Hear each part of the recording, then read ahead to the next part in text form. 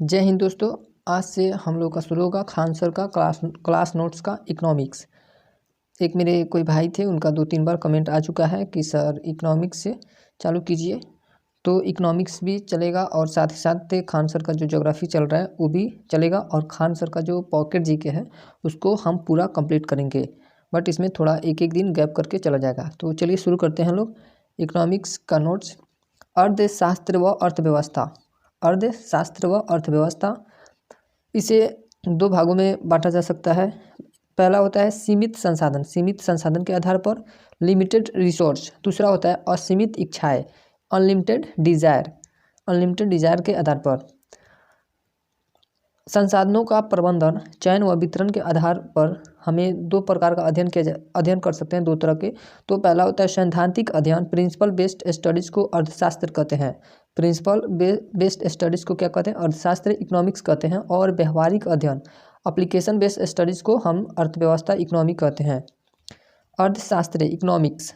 अर्थव्यवस्था, न्यूनतम संसाधनों में अधिकतम उत्पादन, मतलब कि कम संसाधन हो उसमें हम लोग अधिक के चीज़ों का उत्पादन कर सकते हैं, उसी को क्या कहते हैं? अर्थव्यवस्था कहते हैं। न्यूनतम संसाधनों में अधिकतम उत्पादन को अर्थव्यवस्था कहते हैं। अर्थशास्त्र के जनक एडम स्मिथ को कहा जाता है।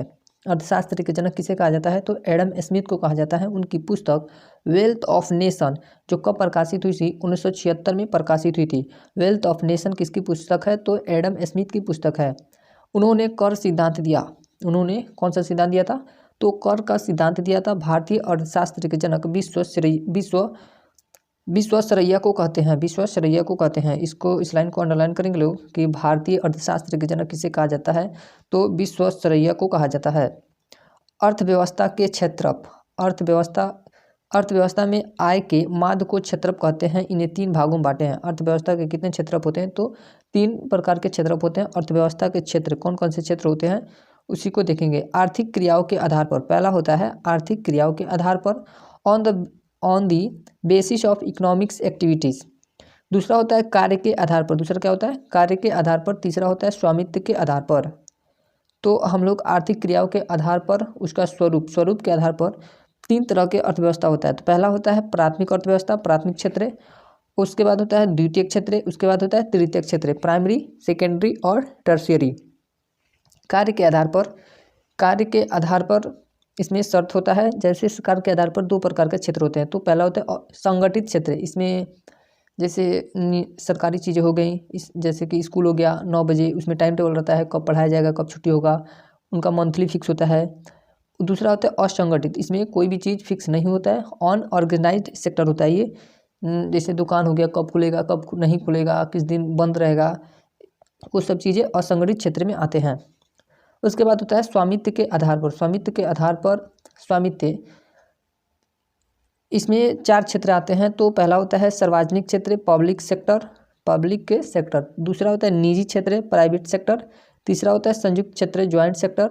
और चौथा होता है सहकारी क्षेत्र, कोऑपरेटिव सेक्टर। अब होता है प्राथमिक क्षेत्र। प्राथमिक क्षेत्र क्या होता है? जब आय का स्रोत सीधे प्राकृतिक से जुड़ा हो तो उसे प्राथमिक क्षेत्र कहते हैं। उसे क्या कहते हैं? अगर कोई भी चीज़ें प्राकृतिक से जुड़ी हो तो उसे क्या कहेंगे? प्राथमिक क्षेत्र कहेंगे। जैसे कृषि, इसका एग्जाम्पल है। कृषि करना प्राथमिक क्षेत्र में आएगा। पशुपालन करना ये भी प्राथमिक क्षेत्र में आएगा। मत्स्य पालन करना, खनन करना, माइनिंग करना, ये सब सारी चीज़ें प्राथमिक क्षेत्र में आते हैं। दूसरा होता है द्वितीयक क्षेत्र। दूसरा क्या होता है? द्वितीयक क्षेत्र। इसमें कारखानों को शामिल किया जाता है। इसमें किसको शामिल किया जाता है? तो कारखानों को शामिल किया जाता है। इसमें निर्माण व विनिर्माण होता है। इसमें क्या क्या होता है? तो इसमें किसी भी चीज़ का निर्माण किया जाता है या विनिर्माण किया जाता है। जैसे आटा, गेहूँ से आटा बनता है। गेहूँ क्या हो गया? गेहूँ आ जाएगा प्राथमिक क्षेत्र में। और आटा बनाना हो गया द्वितीयक क्षेत्र। चक्की, चन्ना, मशीन, फैक्ट्री, सर्विस सेक्टर, ये सब सारी चीज़ें किस में आते हैं? द्वितीयक क्षेत्र में आते हैं। तीसरा होता है तृतीयक क्षेत्र। तीसरा क्या होता है? तृतीयक क्षेत्र। इसमें नौकरी, व्यापार, सेवा, दुकान को शामिल करते हैं। इसमें किस किस चीज़ को शामिल किया जाता है? तो नौकरी को शामिल किया जाता है, व्यापार को शामिल किया जाता है, सेवा और दुकान को शामिल किया जाता है। इसके एग्जाम्पल कौन कौन से हैं? तो परिवहन है, जैसे ट्रांसपोर्ट हो गया, बस, गाड़ी, जो भी चीज़ें होती हैं ट्रांसपोर्टेशन के, वो सब चीज़ें तृतीयक क्षेत्र में आते हैं। दूसरा हॉस्पिटल भी आता है इसी में।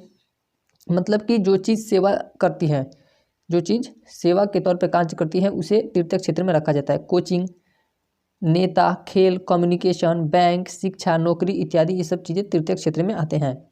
नोट, तृतीयक सेक्टर में लोग बहुत कम लगे होते हैं। तृतीयक सेक्टर में इसमें बहुत कम लोग लगे होते हैं किंतु आय बहुत अधिक होता है, यानी कि इसमें कम लोग काम करेंगे और पैसा ज़्यादा आता है। जैसे जैसे लोगों का विकास होता जाता है वह प्राथमिक क्षेत्र को छोड़कर तृतीयक क्षेत्र में चले जाते हैं। जैसे जैसे लोगों का विकास होते जाता है वो लोग प्राथमिक क्षेत्र को छोड़कर तृतीयक के क्षेत्र में चले जाते हैं। भारतीय अर्थव्यवस्था के प्रारंभ में किंतु वर्तमान समय में प्राथमिक क्षेत्र का योगदान मात्र 17% है। प्राथमिक क्षेत्र का योगदान कितना है तो 17% है और द्वितीयक क्षेत्र का योगदान 29% है तथा तृतीयक सेक्टर का योगदान 55% है। सबसे ज़्यादा तृतीयक के क्षेत्र का योगदान होता है। अब है संगठित क्षेत्र। संगठित क्षेत्र क्या होता है, जिसमें नौकरी की शर्त, समय और वेतन तीनों ही निश्चित हो। क्या क्या, नौकरी की शर्त, समय और वेतन तीनों निश्चित हो उसे संगठित कहते हैं। जैसे बड़े कंपनी की नौकरी, सरकारी नौकरी संगठित क्षेत्र के सार्वजनिक रोजगार, रेलवे तथा सेना में दिया जाता है। अब दूसरा है असंगठित क्षेत्र। असंगठित क्षेत्र में क्या होता है, इसमें नौकरी का समय, वेतन तथा छुट्टी तीनों ही अनिश्चित रहता है। इसमें मतलब कोई भी चीज़ें फिक्स नहीं रहती है कि कब आना है, कब जाना है, कब छुट्टी मिलेगा, कब वेतन दिया जाएगा, कब क्या नहीं होगा। मतलब इसमें काम निश्चित तरीक़ा से नहीं होता है, मनमानी काम होता है। भारत में सार्वजनिक रोजगार असंगठित क्षेत्र में है। सबसे ज़्यादा रोजगार किसमें है तो असंगठित क्षेत्र में है। सबसे बड़ा असंगठित क्षेत्र कपड़ा उद्योग में है। सबसे बड़ा, इस लाइन को अंडरलाइन करेंगे लोग कि सबसे बड़ा असंगठित क्षेत्र कौन सा उद्योग है तो कपड़ा उद्योग है। प्राइवेट, कृषि दुकान, ये सब सारी चीज़ों में असंगठित क्षेत्र देखा जाता है। निजी क्षेत्र, इसके सभी क्षेत्र पर निजी व्यक्ति का हाथ होता है। ये ऐसा क्षेत्र होता है जिसमें सिर्फ एक ही व्यक्ति का मतलब हाथ होता है, वो निजी व्यक्ति हो। इसमें प्राइवेट, पीवीटी, इसे क्या कहते हैं, प्राइवेट पीवीटी कहते हैं। जैसे रिलायंस हो गया, जियो अंबानी की कंपनी है, टाटा हो गया, उस तरह के क्षेत्र इसमें आते हैं निजी क्षेत्र में। इसका मुख्य उद्देश्य केवल लाभ कमाना होता है। इसका मुख्य उद्देश्य क्या होता है, केवल लाभ कमाना होता है। पूंजी के आधार पर सबसे बड़ी प्राइवेट कंपनी रिलायंस, जबकि कर की क्षमता के आधार पर सबसे बड़ी कंपनी टाटा है। पूंजी के आधार पर सबसे बड़ी कंपनी प्राइवेट कंपनी कौन है तो रिलायंस कंपनी है, जबकि कर टैक्स की क्षमता के आधार पर सबसे बड़ी कंपनी कौन है, टाटा है। अब है सार्वजनिक क्षेत्र। सार्वजनिक क्षेत्र क्या होता है, इसमें इस पर पूरी तरह सरकार का अधिकार होता है। सार्वजनिक क्षेत्र पर सरकार का अधिकार होता है। इसे पब्लिक सेक्टर भी कहते हैं। इसे क्या कहते हैं, पब्लिक सेक्टर भी कहते हैं। यह विकास तथा समाज कल्याण के लिए होता है। यह किसके लिए होता है तो विकास के लिए और समाज के कल्याण के लिए होता है। सबसे बड़ी पब्लिक क्षेत्र कंपनी रेलवे तथा महारत्न कंपनियां हैं। सबसे बड़ी पब्लिक क्षेत्र की कंपनी कौन है तो रेलवे है, और रेलवे के बाद महारत्न कंपनी है। जैसे एनटीपीसी हो गया, ये भी सरकार की कंपनी है। भेल हो गया। संयुक्त क्षेत्र पीपीपी, संयुक्त क्षेत्र, इसमें निजी तथा सार्वजनिक दोनों की भागीदारी होती है। संयुक्त क्या होता है, ज्वाइंट सेक्टर इसे कहते हैं, ज्वाइंट सेक्टर इसको कहा जाता है। तो निजी तथा सार्वजनिक के दोनों की भागीदारी होती है, अतः इसे पब्लिक प्राइवेट पार्टनरशिप कहते हैं। इसे क्या कहते हैं, पब्लिक प्राइवेट पार्टनरशिप कहते हैं। वर्तमान में भारत में सबसे तेज़ी से पीपीपी का विकास हो रहा है। किसका विकास हो रहा है, पीपीपी का विकास हो रहा है। जैसे मेट्रो, अभी वर्तमान में शायद पटना में मेट्रो का निर्माण चल रहा है, जिसमें प्राइवेट कंपनी भी है और बिहार सरकार भी उसमें अपना पूंजी लगाई हुई है। उसके बाद है सरकारी पीपीपी, ये भी, इसको भी पीपीपी कहते हैं। इसमें निजी तथा सार्वजनिक दोनों की भागीदारी होती है, अतः इसे पब्लिक प्राइवेट पार्टनरशिप कहते हैं। वर्तमान में भारत में सबसे तेज़ी से पीपीपी का विकास हो रहा है। उदाहरण मेट्रो, ये दोनों कॉपी हो गया है, ये दोनों को कॉपी कर दिया गया है। अब है सहकारी कोऑपरेटिव, जब किसी कंपनी का दिशा निर्देश सरकार देती है, सरकार देती है तो उसे कोऑपरेटिव कहते हैं। मतलब कि यानी इसमें ज़्यादा हिस्सेदारी किसकी रहती है तो सरकार की हिस्सेदारी रहती है। कोऑपरेटिव बैंक, कोऑपरेटिव का संचालन कई लोगों का समूह द्वारा होता है। इसमें कई लोगों का समूह होता है, उसके द्वारा संचालन किया जाता है। उत्पादन के 4 कारक हैं। उत्पादन कितने कारकों से होता है तो उत्पादन के 4 कारक हुए हैं। पहला है पूंजी। पूंजी क्या होता है, उत्पादन में लगाया गया धन उत्पादन किसी भी चीज़ का उत्पादन, जैसे कृषि करते हैं लोग, तो धान खरीदने के लिए उसमें यूरिया डाला जाता है, खादर डाला जाता है, तो उसको उगाने के लिए किसकी जरूरत पड़ती है, तो धन की जरूरत पड़ती है। तो उत्पादन में लगाया गया धन या पूंजी कहलाता है। यह ऋण के रूप में भी हो सकता है, यह ऋण के रूप में भी हो सकता है। ऋण का मतलब होता है लोन, जैसे लोन के रूप में भी हो सकता है। दूसरा होता है भूमि। भूमि क्या होता है, जिस स्थान पर उत्पादन किया जाता है उसे भूमि कहते हैं। जिस स्थान पर उत्पादन किया जाता है उसे भूमि कहते हैं। यह किराया के स्थान पर भी हो सकता है, यह किराया लेकर भी किया जा सकता है उत्पादन का कार्य। तीसरा होता है श्रमिक। तीसरा क्या होता है, श्रमिक। वस्तु के उत्पादन के लिए काम कर रहे मजदूरों को श्रमिक कहते हैं। मतलब जो भी वस्तु का उत्पादन हो रहा है और उस कंपनी में जो लोग भी काम कर रहे हैं वस्तु का उत्पादन करने के लिए, तो उन लोगों को क्या कहते हैं, श्रमिक कहा जाता है। चौथा होता है उद्यमी। उद्यमी क्या होता है, कंपनी जिस व्यक्ति को होती है उसे उद्यमी कहते हैं। जैसे रिलायंस हो गया, रिलायंस किसकी कंपनी, अंबानी की कंपनी है, तो अंबानी एक उद्यमी हो गया। तो पहला कारक हो जाएगा भूमि, पूंजी हो जाएगा, पूंजी के बाद भूमि हो जाएगा, भूमि के बाद श्रमिक हो जाएगा, श्रमिक के बाद उद्यमी हो जाएगा। अगर ये चारों तत्व मिलते हैं तो उत्पादन किया जा सकता है। संसाधनों के स्वामित्व या उत्पादन के साधन या सरकार की भूमिका के आधार पर इकोनॉमिक्स को 3 भागों में बांटा जाता है। किसके आधार पर, तो संसाधनों के स्वामित्व या उत्पादन के साधन, सरकार की भूमिका के आधार पर। पहला होता है पूंजीवादी अर्थव्यवस्था, कैपिटलिस्ट इकोनॉमी। दूसरा होता है समाजवादी, सोशलिस्ट इकोनॉमी। तीसरा होता है मिश्रित, मिक्स्ड इकोनॉमी। हस्तक्षेप। पूंजीवादी में सरकार हस्तक्षेप नहीं करती है। बाजार शक्तियां, मांग व आपूर्ति व निजी स्वामित्व, इसमें निजी व्यक्ति का स्वामित्व होता है। इसके उदाहरण कौन कौन से देश हो जाएंगे, तो अमेरिका और कनाडा में पूंजीवादी अर्थव्यवस्था है। और उसका दूसरा है समाजवादी अर्थव्यवस्था। दूसरा क्या है, समाजवादी। सरकारी हस्तक्षेप व स्वामित्व, इसमें सरकार हस्तक्षेप करती है और सरकार का ही स्वामित्व रहता है। जैसे इसके उदाहरण कौन कौन से देश हो जाएंगे, तो क्यूबा में समाजवादी अर्थव्यवस्था है, उत्तर कोरिया आदि में समाजवादी अर्थव्यवस्था है। इसे राज्य आधारित अर्थव्यवस्था भी कहा जाता है। इससे लाइन को अंडरलाइन करेंगे लोग। इसे क्या कहते हैं, राज्य आधारित अर्थव्यवस्था भी कहा जाता है, राज्य आधारित अर्थव्यवस्था भी कहा जाता है। तीसरा होता है मिश्रित अर्थव्यवस्था। तीसरा क्या होता है, मिश्रित, मिक्स इकोनॉमी। सरकार व निजी क्षेत्र की सहभागिता, इसमें सरकार हस्तक्षेप करती है और निजी व्यक्ति का भी इसमें पूंजी लगा होता है। मतलब दोनों मिलकर किसी भी काम को करेंगे। जैसे रेलवे हो गया, कितना दिन से लोग बोल रहा है कि रेलवे को प्राइवेट किया जा रहा है। तो अगर निजी व्यक्ति कोई प्राइवेट कंपनी हो या सरकार, उसमें दोनों मिलकर काम करेंगे तो मिश्रित अर्थव्यवस्था। भारत में अभी मिश्रित अर्थव्यवस्था चलती है। जैसे भारत, स्वीडन और फ्रांस आदि में मिश्रित अर्थव्यवस्था लागू है। पूंजीवादी अर्थव्यवस्था क्या होता है, प्रस्तुतकर्ता। इसे किसने प्रस्तुत किया था, तो इसको स्कॉटलैंड के अर्थशास्त्री एडम स्मिथ पूंजीवादी अर्थव्यवस्था के जनक कहे जाते हैं।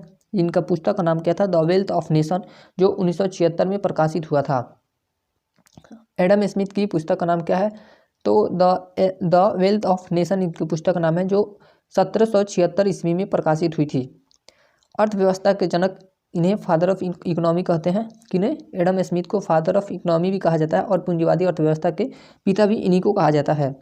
हस्तक्षेप का सिद्धांत इन्होंने दिया था। किसका, लाइजेस फेयर का सिद्धांत किसने दिया था, तो एडम स्मिथ ने ही दिया था। अब है दूसरा पूंजीवादी अर्थव्यवस्था। जब उत्पादन के सभी 4 कारकों पर निजी व्यक्ति का अधिकार हो। पीछे पढ़े हैं लोग 4 कारक कौन कौन से, तो अगर वो चारों कारक पर निजी व्यक्ति का अधिकार हो तो उसे पूंजीवादी अर्थव्यवस्था कहते हैं। जैसे जापान, यूएसए, सिंगापुर, चीन। पूंजीवादी अर्थव्यवस्था में विकास तेजी से होता है। ये सब सारे देशों में कैसी अर्थव्यवस्था है, तो पूंजीवादी अर्थव्यवस्था है। इसमें गरीब को ध्यान में ना रखकर बाजार को ध्यान में रखा जाता है, इसमें गरीब को ध्यान में नहीं रखा जाता है। दूसरा है समाजवादी अर्थव्यवस्था। दूसरा क्या है, समाजवादी अर्थव्यवस्था।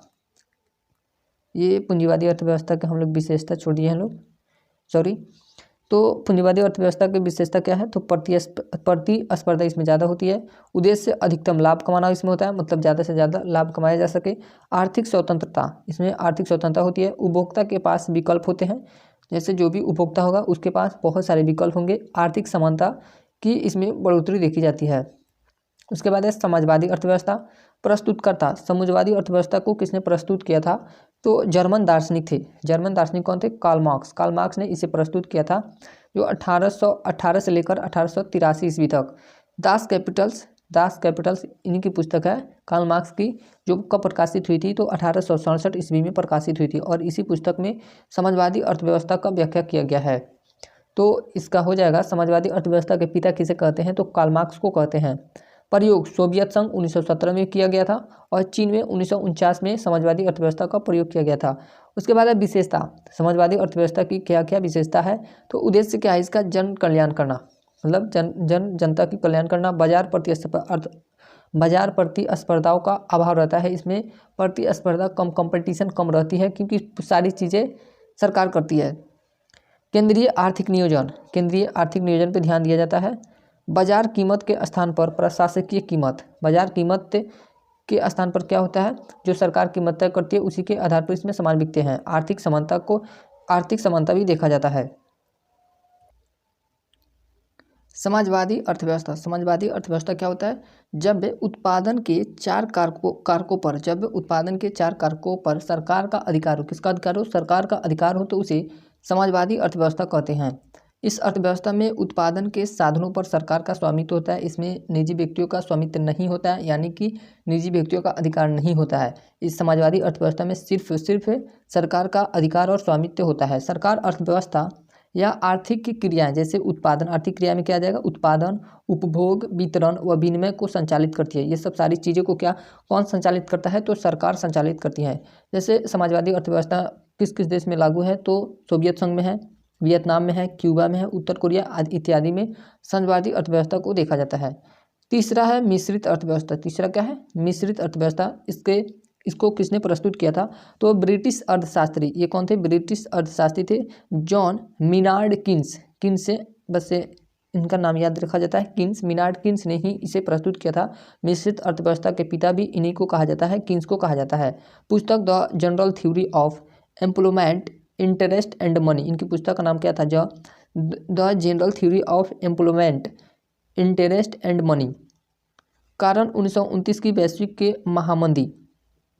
किस कारण इसे प्रस्तुत किए थे? तो 1929 में विश्व में महामंदी आई थी, जिसके कारण इसे प्रस्तुत किया गया था। इसकी विशेषता क्या है मिश्रित अर्थव्यवस्था की? तो इस उद्देश्य क्या होता है? जन कल्याण करना, जनता की कल्याण करना, इसका भी उद्देश्य होता है। कल्याणकारी राज्य को क्या बनाना?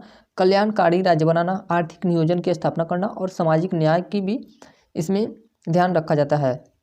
मिश्रित अर्थव्यवस्था जब उत्पादन के चारों कारकों पर निजी तथा सार्वजनिक यानी प्राइवेट और सरकारी दोनों का अधिकार हो, तो उसे मिश्रित अर्थव्यवस्था कहते हैं। यह पूंजीवादी तथा राज्य आधारित अर्थव्यवस्था का मिश्रित रूप है। यह क्या है? पूंजीवादी तथा राज्य आधारित अर्थव्यवस्था का मिश्रित रूप है। भारत, पाकिस्तान, श्रीलंका में क्या है? मिश्रित अर्थव्यवस्था को देखा जाता है।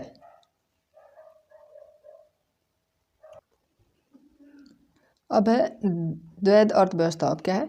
द्वैध अर्थव्यवस्था वैसी अर्थव्यवस्था जिसमें परंपरागत आधुनिक विधियों का प्रयोग हो।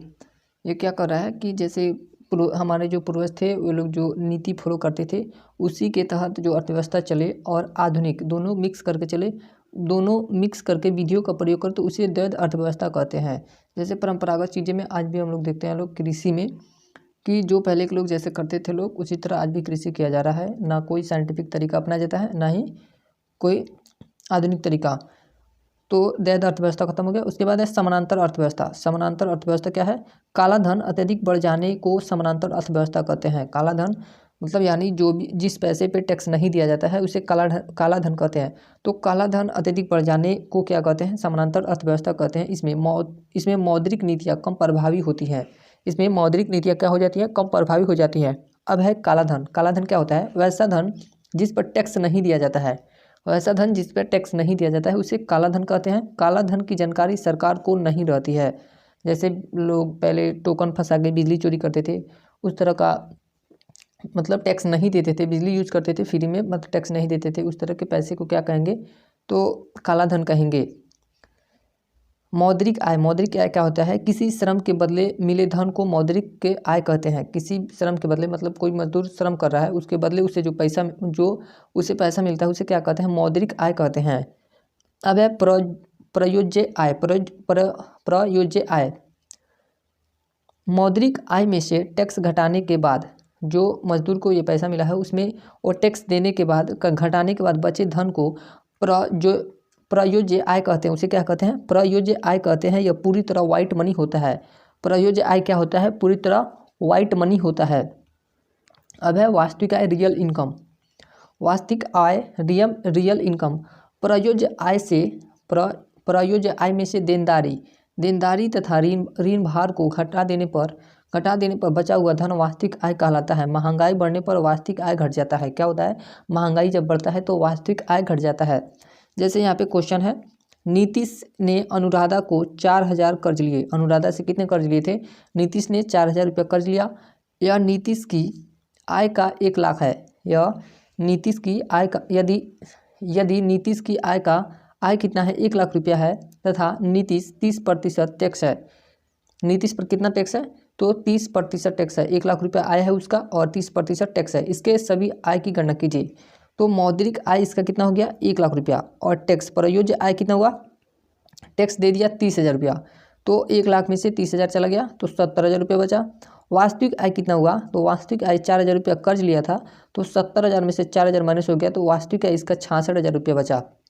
उसके बाद है राष्ट्रीय आय, नेशनल इनकम। राष्ट्रीय आय, नेशनल इनकम क्या होता है? किसी देश के अंदर सभी घटक सरकारी तथा निजी से मिलने वाली कुल आय के योग्य राष्ट्रीय आय कहलाता है। राष्ट्रीय आय बाजार स्तर पर एनएनपी होता है। क्या होता है? बाजार स्तर पर एनएनपी होता है। भारत में राष्ट्रीय आय की गणना केंद्रीय सांख्यिकी संगठन करते हैं। यह लाइन बहुत इंपॉर्टेंट है, इस लाइन को अंडरलाइन कर लेंगे लोग। यह बहुत वेरी इंपॉर्टेंट लाइन है। भारत में राष्ट्रीय आय की गणना कौन करता है?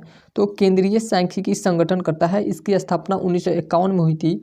29 जून को सांख्यिकी दिवस के रूप में मनाया जाता है। किस दिन को मनाया जाता है? तो 29 जून को सांख्यिकी दिवस के रूप में मनाया जाता है, जो पीसी महालनोबिस का जन्म दिवस है। जो किसका? पीसी महालनोबिस का जन्म दिवस है। उन्हीं के जन्म दिवस पर 29 जून को सांख्यिकी दिवस मनाया जाता है। भारत में प्रतिलखित आय की गणना 1968 ईस्वी में दादा भाई नौरोजी ने उन्होंने इस समय भारत की प्रतिलिखित आय 20 रुपया निकाला था। उस समय कितना रुपया निकाला था? तो 20 रुपया निकाला था, जो सालाना था। इन्होंने अपनी पुस्तक poverty and British rule in India, दादा भाई नौरोजी की पुस्तक का नाम क्या है? पॉवर्टी एंड ब्रिटिश से रूल इन इंडिया में लिखित है। ये जो आय निकाले थे कहाँ पे लिखा गया? तो इसी पुस्तक में लिखा गया है। वर्तमान में भारत का प्रति व्यक्ति आय 1,12,000 सालाना है। वर्तमान में देखा जाए तो भारत का प्रति व्यक्ति आय कितना है? तो 1,12,000 सालाना है। किसी देश के प्रगति को दिखाने का सबसे अच्छा माध्यम प्रति व्यक्ति आय होता है। किसी भी देश के प्रगति को दिखाने का सबसे अच्छा साधन क्या होता है? तो प्रति व्यक्ति आय उसका कितना है, उसी के आधार पर। तो प्रति व्यक्ति आय कैसे निकाला जाता है? राष्ट्रीय आय भागा जनसंख्या। राष्ट्रीय आय कितना है और उसमें जनसंख्या से भाग दे दिया जाता है, जिससे क्या निकलता है? प्रति व्यक्ति आय निकल जाता है। अब है हिंदू विकास दर। हिंदू विकास दर क्या होता है? हिंदू विकास दर का संबंध राष्ट्रीय आय से है। हिंदू विकास दर का संबंध किससे? राष्ट्रीय आय से है। राष्ट्रीय आय की गणना स्थिर कीमत पर की जाती है। इसकी गणना किस पर की जाती है? तो स्थिर कीमत पर की जाती है। चालू कीमत क्या होता है? चल रहे वित्तीय वर्ष चालू कीमत कहते हैं। चल रहे वित्तीय वर्ष को क्या कहते हैं? चालू कीमत कहते हैं। इस पर राष्ट्रीय आय सटीक नहीं निकलता है। इस पर राष्ट्रीय आय सटीक नहीं निकलता। अब है स्थिर कीमत। बीते हुए वर्ष पर निकाला गया, मतलब जो वर्ष बीत गया है उस पर निकाला गया राष्ट्रीय आय स्थिर कीमत कहलाता है। बीते हुए वर्षों पर निकाला गया राष्ट्रीय आय क्या कहलाता है? तो स्थिर कीमत कहलाता है। इसके लिए किसी वर्ष को हम आधार मान लेते हैं। भारत का आधार वर्ष कितना है? 2017 से 18। भारत का आधार वर्ष कितना है? तो 2017 से 18 है। राष्ट्रीय आय स्थिर कीमत पर एनएनपी को दर्शाता है। किसको दर्शाता है? तो राष्ट्रीय आय स्थिर कीमत पर एनएनपी को दर्शाता है। राष्ट्रीय आय की गणना 3 विधियों से होती है। राष्ट्रीय आय की गणना कितने प्रकार की विधियों से की जाती है? तो 3 प्रकार की विधियों से की जाती है। पहला है उत्पादन की विधि। पहला क्या है? उत्पादन विधि। इस विधि में उत्पादित समस्त वस्तु, पूरी वस्तु, सेवा का मूल्य को जोड़ा जाता है। समस्त वस्तु और सेवाओं का मूल्य जोड़ा जाता है। यह जीडीपी को दर्शाता है। उत्पादन विधि किसको दर्शाता है? तो जीडीपी को दर्शाता है। इसमें दोहरे गणना की समस्या उत्पन्न हो जाती है। इसमें किसकी समस्या उत्पन्न होती है? तो दोहरे गणना की समस्या उत्पन्न हो जाती है, जिस कारण अंतिम वस्तु के मूल्य को जोड़ा जाता है। दूसरा है आय गणना विधि। दूसरा क्या है? आय गणना विधि। इस विधि द्वारा सभी क्षेत्रों के आय को जोड़ा जाता है। मतलब इसमें तीनों क्षेत्र, प्राथमिक, द्वितीयक और सेवा क्षेत्र, तीनों के आय को जोड़ा जाता है, चाहे वह निजी क्षेत्र हो या सार्वजनिक क्षेत्र हो। भारत में राष्ट्रीय आय की गणना उत्पादन तथा आय दोनों विधि से किया जाता है। भारत, इससे लाइन को भी अंडरलाइन करेंगे लोग कि भारत में राष्ट्रीय आय की गणना किस विधि द्वारा होती है। तो भारत में राष्ट्रीय आय की गणना उत्पादन विधि और आय गणना विधि, यहाँ पे लिखा हुआ है उत्पादन तथा आय दोनों विधियों से किया जाता है। तीसरा है उपभोग विधि। उपभोग विधि, इस विधि में उपयोग तथा बचत को जोड़ा जाता है। किसको? उपयोग तथा बचत को जोड़ा जाता है। इसका प्रयोग विकसित देशों में किया जाता है। इसका प्रयोग किस में किया जाता है? तो विकसित देशों में किया जाता है। बचत विधि तथा मौद्रिक विधि राष्ट्रीय आय की गणना की विधि नहीं है। बचत विधि और मौद्रिक विधि राष्ट्रीय आय की गणना की विधि नहीं है। अब हमारा टॉपिक है सकल घरेलू उत्पाद, जीडीपी। जीडीपी का फुल फॉर्म क्या होता है? Gross domestic product. Gross domestic product ये क्या होता है? एक वर्ष में एक निश्चित सीमा के अंदर उत्पादित समस्त वस्तु एवं सेवा के मूल्य को जीडीपी कहते हैं। किसको? एक वर्ष में एक निश्चित सीमा, मतलब जो भारत की सीमा है उसके अंदर जितने भी वस्तु उत्पादित होती हैं, उत्पादन किया जाता है, या सेवा के मूल्य को जीडीपी कहते हैं। सीमा के बाहर उत्पादित वस्तु को जीडीपी में शामिल नहीं किया जाता है। जो चीज़ सीमा के बाहर से आ जाती है या उत्पादन होता है उसको इसमें शामिल नहीं किया जाता है। जैसे टाटा क्या है? इंडियन कंपनी है, 800 रुपया। उसके बाद है विदेशों में भारतीय कितने रुपये कमा कर लाए? 150 रुपया लाए। और एलजी विदेशी कंपनी है जो 300 रुपया का, ये एग्जाम्पल के तौर पे समझाया जा रहा है, बट इतना नहीं कोई कमाता है, 300 रुपया। और जीडीपी कितना हो गया? 800 रुपया। ये हो गया विदेशों से। यहाँ पे लिखा हुआ है सीमा के बाहर उत्पादित वस्तु को जीडीपी में शामिल नहीं किया जाता है। तो जो विदेशों से आए उसे शामिल नहीं किया गया है। तो 800 और 300 कितना हो गया? 1100 रुपया टोटल जीडीपी हो गया। अब है सकल राष्ट्रीय उत्पाद, जीएनपी, ग्रॉस नेशनल प्रोडक्ट। क्या? Gross national product. यह पैसा राष्ट्र के काम का होता है। यह कैसा होता है? राष्ट्र के काम का होता है। इसमें केवल भारतीय की आय को शामिल किया जाता है। इसमें किसको शामिल किया जाता है? जो भारत में आय है, जो भारत में पैसा है, उसी को शामिल किया जाता है। अब है, माना कि भारतीय द्वारा विदेश में अर्जित आय x है। क्या है? x है। तथा विदेश द्वारा भारत में अर्जित आय y है। मतलब कि जो विदेश की कंपनी भारत में है उसकी अर्जित आय कितनी है? y। और जो लोग विदेश में हैं भारत के और वहाँ पे जो कमा रहे हैं उसका मान क्या है? x है। तो इसका फॉर्मूला होता है जीएनपी बराबर GDP plus x minus Y. तो राम 150 रुपया कमाया, टाटा कितना कमाया? 800। ये इंडियन कंपनी है। और एलजी विदेशी कंपनी है। एलजी कौन सी कंपनी है? विदेशी कंपनी। तो जीएनपी कैसे निकलेगा? तो जीएनपी इसका हो जाएगा, टोटल हो जाएगा 1100 रुपया, टोटल 1100 रुपया। और ये राम जो विदेशी से, इसको ऐड नहीं किया जाएगा और इसको भी ऐड नहीं किया जाता है। तो 150 में से -300 घट जाएगा। तो ये हो जाएगा -300, -300 में से घट जाएगा 150, तो हो जाएगा -150 में से 1100 घटेगा तो 950 रुपया टोटल जीएनपी। कितना? जो टोटल रुपया कितना हो गया? 950 रुपया हो गया। यही होता है असली पैसा, जीएनपी, जो राष्ट्र के काम आता है। अब है नोट, x माइनस वाई को शुद्ध साधन आय कहते हैं। x माइनस वाई को क्या कहते हैं? शुद्ध साधन आय कहते हैं। तो इसमें केस होता है, 2-3 केस होते हैं। जैसे पहला केस क्या हो सकता है? तो पहला केस के रूप में होता है x बराबर वाई। x बराबर मतलब यानी भारत में जो भी विदेशी कंपनी है वो भारत से जो पैसा लेके जा रही है वो, और जो विदेश में भारतीय हैं वो जितना आय भेज रहे हैं इंडिया में, वो दोनों अगर बराबर हो जाए तो उसे क्या कहते हैं? संतुलित अर्थव्यवस्था। उसे संतुलित अर्थव्यवस्था कहते हैं और इसे जीएनपी बराबर जीडीपी से दर्शाया जाता है। अब केस 2 क्या होता है? केस 2 में हम लोग x से, यानी कि जो भारतीय विदेशों में हैं उनका आय अधिक है और जो विदेशी भारत में है उनका आय कम है। तो इसमें क्या होगा? भारत को लाभ होगा। इसे कैसे दर्शाया जाएगा? जीएनपी बड़ा जीडीपी। तीसरा केस क्या होता है कि भारतीय जो विदेशों में भारतीय हैं उनका आय कम है और जो भारत में विदेशी हैं उनका आय अधिक है, तो इसमें क्या होगा, हानि होगा, इसमें राष्ट्र को हानि होगा। और इसे कैसे दर्शाया जाता है, जीएनपी छोटा, जीएनपी स्मॉलर देन जीडीपी। चौथा केस क्या होता है, चौथा केस में एक्स से बराबर वाई, एक्स से इक्वल टू वाई, जो क्या दर्शाता है, जो बंद अर्थव्यवस्था, इसमें किसी को ना फायदा होगा ना किसी को घाटा होगा, और इस प्रकार के अर्थव्यवस्था को क्या कहते हैं, तो बंद अर्थव्यवस्था कहते हैं। इसे जीएनपी बराबर जीडीपी से दर्शाया जाता है। जीडीपी तथा जीएनपी में क्या अंतर का कहलाता है, जीडीपी तथा जीएनपी का अंतर क्या कहलाता है, तो इसे कैसे दर्शाएंगे, तो जीडीपी माइनस जीडीपी हो गया माइनस एक्स प्लस वाई,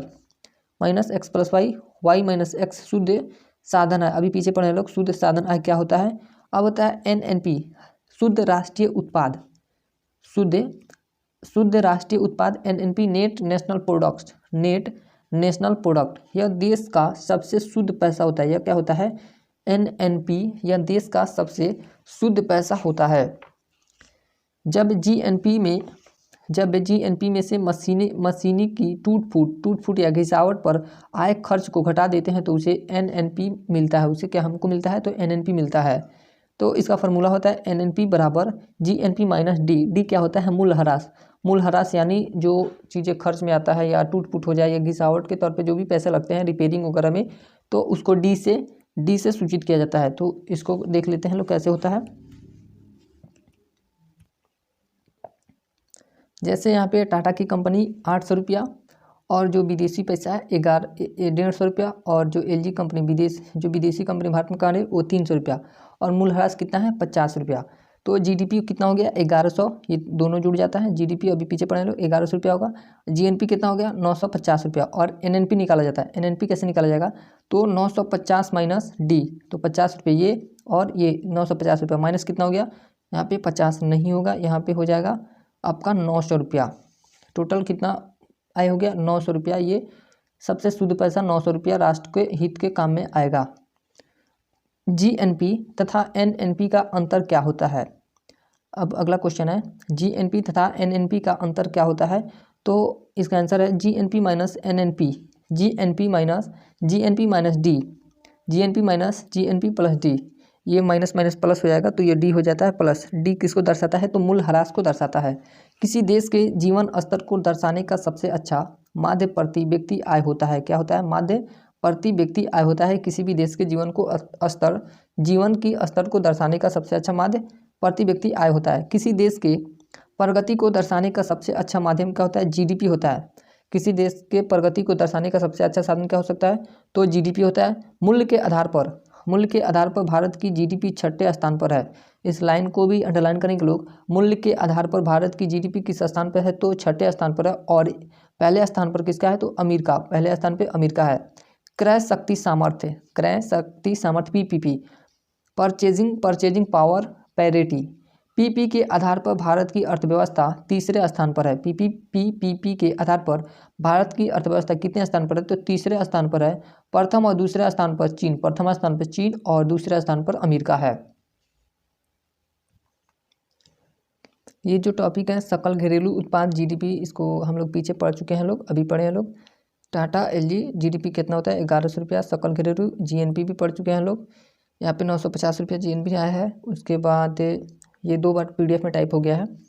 उसके बाद एनएनपी भी पढ़ चुके हैं लोग, 900 रुपया यहाँ पे आया था, यहाँ पे पीडीएफ में काट देंगे लोग, यहाँ पे 900 रुपया होगा। उसके बाद हम लोग यहाँ पर तक आए थे लोग कि मूल्य के आधार पर भारत की जीडीपी 6ठे स्थान पर है और 1 नंबर पे अमेरिका है।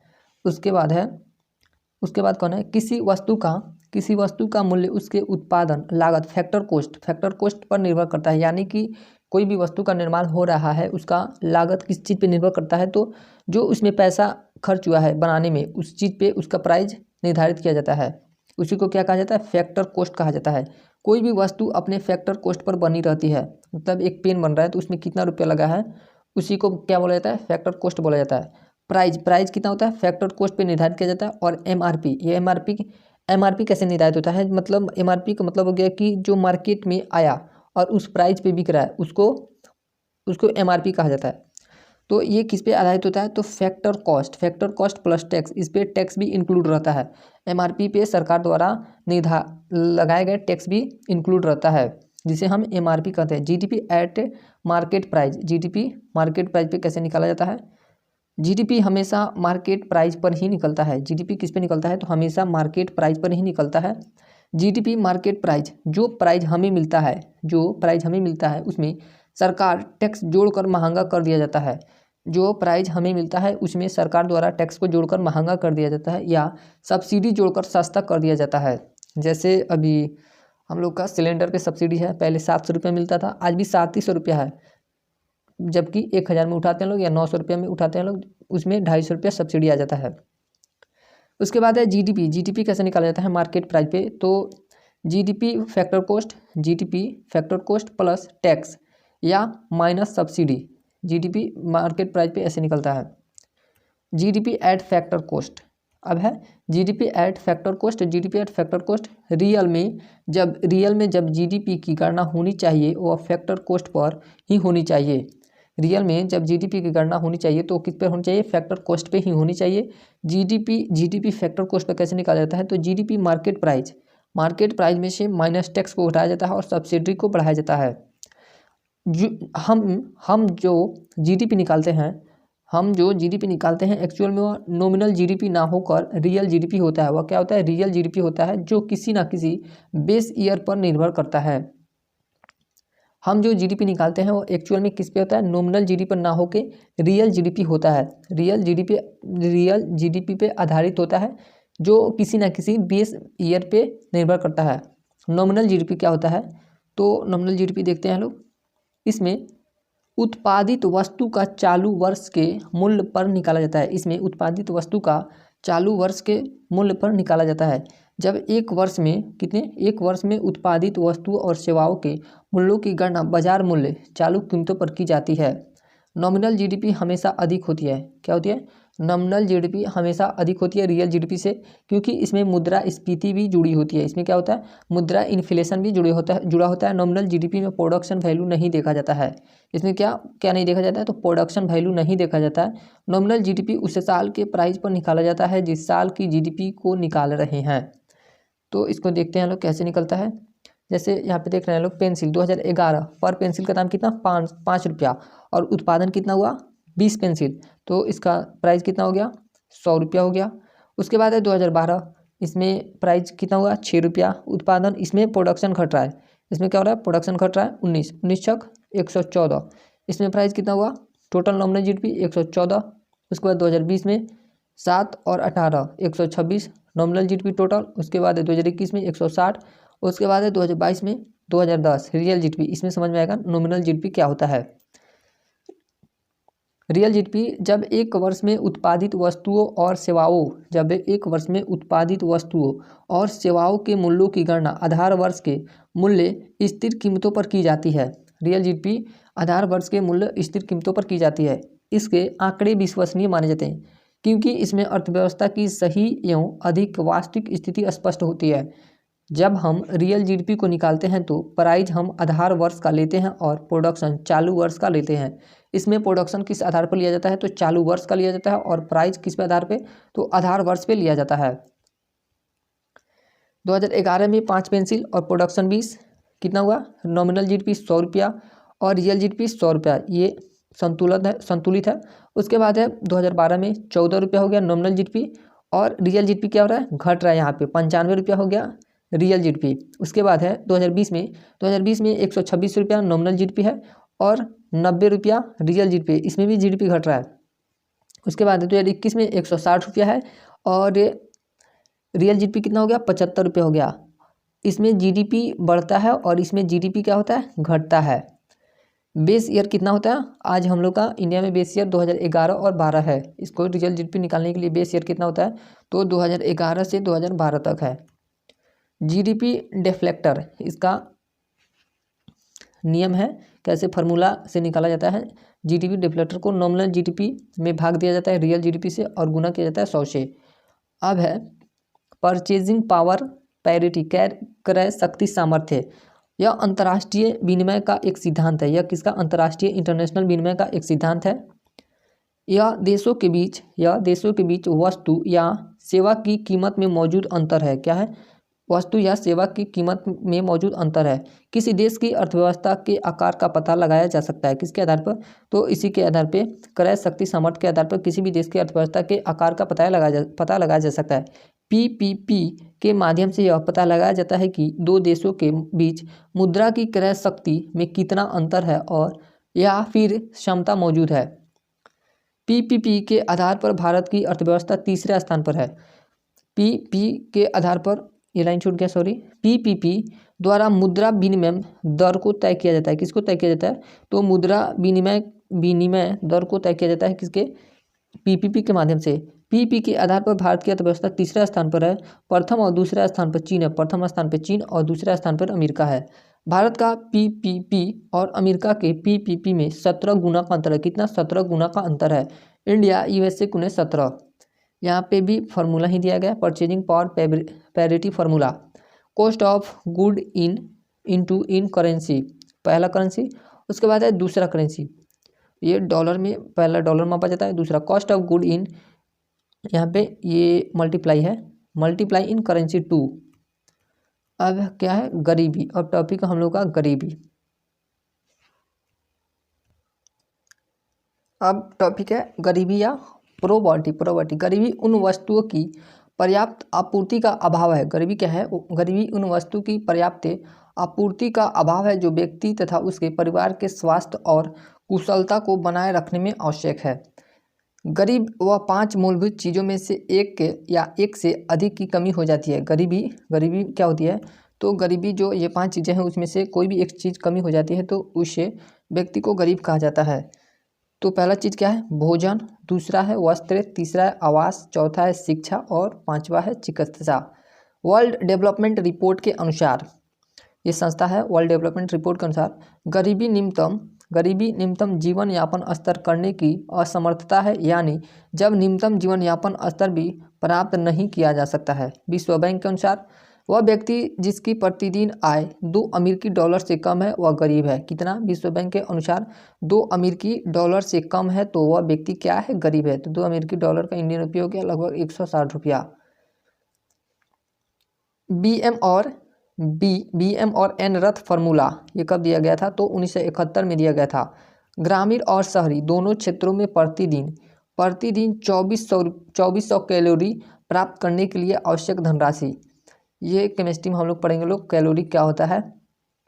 तो अगर कोई व्यक्ति एक दिन में अपने भोजन के लिए 2400 कैलोरी का इंतजाम कर सकता है तो वो गरीब नहीं है। कि किसके आधार पे? तो बीएम और एनरथ फार्मूला के आधार पर जो 1971 में आया था। सुरेश तेंदुलकर समिति 2009, इसमें कैलोरी के स्थान पर प्रति व्यक्ति मासिक उपभोग व्यय को आधार बनाया गया। इसमें किस चीज़ को आधार बनाया गया? तो प्रति व्यक्ति मासिक उपभोग व्यय को आधार बनाया गया। शहरी क्षेत्र में 1000 रुपये प्रति व्यक्ति प्रति माह 1000 रुपये प्रति व्यक्ति प्रति माह। शहरी क्षेत्र के लिए कितना बनाया गया था? तो 1000 रुपया प्रति माह बनाया गया। 33 रुपया प्रतिदिन शहरी क्षेत्र के लिए, और ग्रामीण क्षेत्र के लिए 816 रुपया प्रति माह। 27 रुपये प्रतिदिन से कम खर्च करने वाले लोग गरीब हैं। अगर इससे कम भी कोई खर्च कर रहा है तो ये लोग गरीब हैं। जैसे शहरी क्षेत्र पे 1000 रुपया प्रति व्यक्ति, एक व्यक्ति पे अगर पर मंथ 1000 रुपया खर्च होता है तो उससे कम खर्च होता है तो वो गरीब है। उसके बाद है सी रंगराजन समिति 2012। शहरी क्षेत्र में 1407 रुपये प्रति व्यक्ति प्रति माह। इसमें कितना रुपया बताएगा शहरी क्षेत्रों के लिए? तो 1407 रुपया प्रति माह के लिए, 47 रुपया प्रतिदिन, और ग्रामीण क्षेत्र के लिए 972 रुपया प्रति व्यक्ति प्रति माह बताया गया। 972 रुपया ग्रामीण क्षेत्रों के लिए और 1407 रुपया शहरी क्षेत्रों के लिए। 32 रुपये प्रतिदिन से कम खर्च करने वाले लोग गरीब हैं। अगर कोई भी व्यक्ति शहर का हो या ग्रामीण क्षेत्र का हो, 972 रुपया से अगर एक महीने में कम खर्च कर रहा है तो वो क्या है? गरीब है। नेशनल स्टैटिस्टिकल ऑफिस एनएसओ का फुल फॉर्म क्या होता है? नेशनल स्टैटिस्टिकल ऑफिस 2019 एनएसएसओ और सीएसओ के विलय से राष्ट्रीय सांख्यिकी कार्यालय एनएसओ का गठन हुआ। ये दोनों को मिलाया गया 2019 में, NSSO और CSO को मिलाया गया, तब किसका निर्माण हुआ, नेशनल स्टैटिस्टिकल ऑफिस NSA का गठन हुआ। 2019 से पहले भारत में गरीबी का अनुमान NSSO द्वारा किया जाता था। इससे लाइन को अंडरलाइन करेंगे लोग कि भारत में 2019 से पहले गरीबी का अनुमान कौन लगाता था, तो NSSO द्वारा किया जाता था, जिसकी स्थापना 1950 में हुई थी। जिसकी स्थापना कब हुई थी, तो 1950 में हुई थी, जो केंद्रीय सांख्यिकी और कार्यक्रम कार्यान्वयन मंत्रालय के अधीन है। यह किसके अधीन है, NSSO तो केंद्रीय सांख्यिकी और कार्यक्रम कार्यान्वयन मंत्रालय के अधीन आता है। केंद्रीय सांख्यिकी और कार्यक्रम कार्यान्वयन मंत्रालय, केंद्रीय सांख्यिकी और कार्यान्वयन मंत्रालय, राष्ट्रीय सांख्यिकी कार्यालय NSO। उसके बाद नीति आयोग बना। NITI Aayog data collection method 2 आधारों पे किया जाता है, यूनिफॉर्म रिसोर्स पीरियड URP के आधार पे, और दूसरा होता है मिक्स्ड रिसोर्स पीरियड MRP के आधार पे किया जाता है। URP और MRP 1993 से 1994 तक गरीबी रेखा का निर्धारण URP के आधार पर किया जाता था। इस लाइन को भी अंडरलाइन करेंगे लोग। 1993 से 94 तक गरीबी रेखा का निर्धारण किस आधार पर किया जाता था, तो URP के आधार पर किया जाता था। लोगों से उनके 30 दिनों के उपभोग व्यय के बारे में पूछा जाता था। कितने 30 दिनों के उपभोग के व्यय का ब्यौरा लिया जाता था। अब दूसरा है 1999 से लेकर 2000 से NSSO वर्तमान में NSO ने मिश्रित संदर्भ अवधि MRP मेथड को अपनाया है। इसमें पिछले 1 साल में लोगों द्वारा किए गए व्यय के बारे में पूछा जाता है। इसमें कितना, 1 साल पहले लोगों द्वारा किए गए व्यय के बारे में पूछा जाता है। गरीबी के प्रकार, गरीबी कितने प्रकार की होती है, तो गरीबी 2 प्रकार की होती है। तो पहली गरीबी होते हैं निरपेक्ष गरीबी एब्सोल्यूट पॉवर्टी, और दूसरा होता है सापेक्ष गरीबी। दूसरा क्या होता है, सापेक्ष गरीबी। पहला होता है निरपेक्ष गरीबी एब्सोल्यूट पॉवर्टी। निरपेक्ष गरीबी से अर्थ क्या है, उस न्यूनतम से है जिसकी एक परिवार के लिए आधारभूत न्यूनतम आवश्यकताओं की पूर्ति हेतु आवश्यकता होती है तथा जिसे वह परिवार जुटा पाने में असमर्थ होता है, उसे क्या कहते हैं, निरपेक्ष गरीबी एब्सोल्यूट पॉवर्टी कहते हैं। दूसरा होता है सापेक्ष गरीबी। दूसरा क्या होता है, सापेक्ष गरीबी रिलेटिव पॉवर्टी। आय की असमानताओं के आधार पर, यहाँ पे आधार होना चाहिए, आधार वो नहीं दिखेगा, आधार पे परिभाषित की जाती है। इस संबंध में विभिन्न वर्गों या देशों के निर्वाह स्तर पर या प्रति व्यक्ति आय की तुलना करके गरीबी की पता लगाया जाता है। सापेक्ष गरीबी मापन की विधि, सापेक्ष गरीबी मापन की विधि क्या है, तो पहला होता है लॉरेंज वक्र विधि और दूसरा होता है गिनी गुणांक। दूसरा क्या होता है, गिनी गुणांक। लॉरेंज वक्र विधि क्या होता है, 1905 में मैक्स ओ लॉरेंज, इसको अंडरलाइन करेंगे लोग।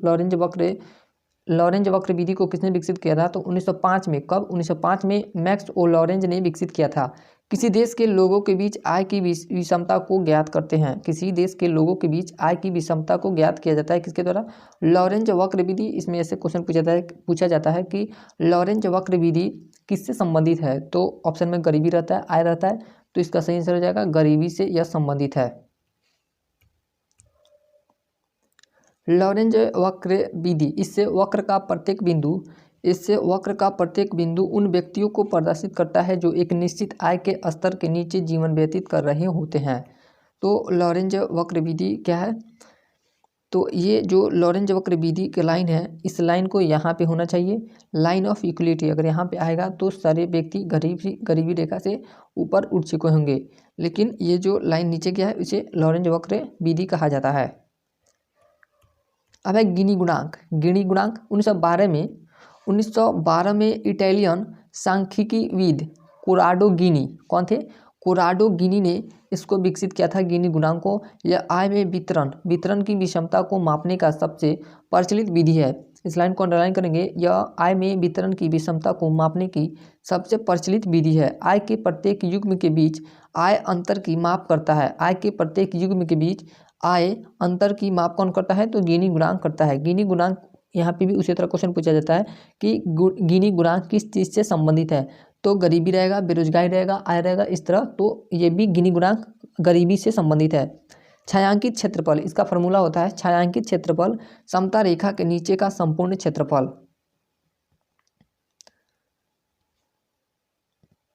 जो यहाँ पे लॉरेंज वक्र है ये तो परफेक्ट कॉम्पिटेटिव लाइन हो गया, और यहाँ इसका फॉर्मूला है A by A plus B, A by A plus B. तो ये जो बी वाला क्षेत्र है इसको क्या बोला जाता है, गिनी गुणांक बोला जाता है। यहाँ पे फॉर्मूला के तौर पे देख सकते हैं लोग, ये इनकम का पार्ट है, इनकम, और ये इक्वल लाइन है। इक्वल के लाइन के बाद यहाँ पे ये लॉरेंज वक्र हो गया, और ये इसका ए प्लस बी, ये दोनों जोड़ के निकाला जाता है। ए प्लस बी दोनों सेम है, लॉरेंज और गिनी गुणांक। लॉरेंज वक्र यहाँ तक दिया है करीबी रेखा, और ये गिनी गुणांक बी को भी शामिल किया है, तो ए प्लस बी को ऐड किया जाता है इसमें। अब टॉपिक है हम लोग का बेरोजगारी, अनएम्प्लॉयमेंट। बेरोजगारी, अनएम्प्लॉयमेंट।